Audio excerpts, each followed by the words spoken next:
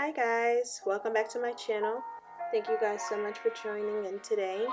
Today I have a small behind the scenes of one of my most recent newborn sessions after reopening.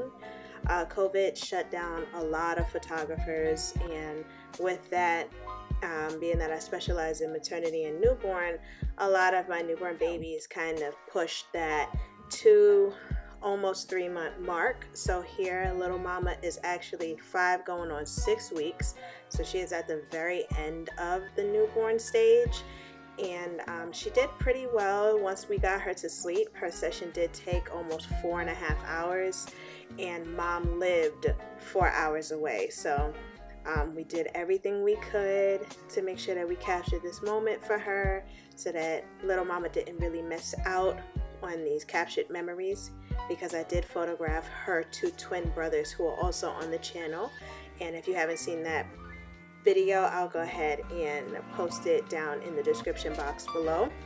But here you can see that I'm taking proper precautions. I've got my mask on, I've got my gloves on, and I started using the circle table again to capture my babies, and I still absolutely love the fact that I can sit down and not worry about like my back hurting. So you'll be able to see a little bit more of what we did at the end of the session. I forgot to record. There is a mom and baby portion.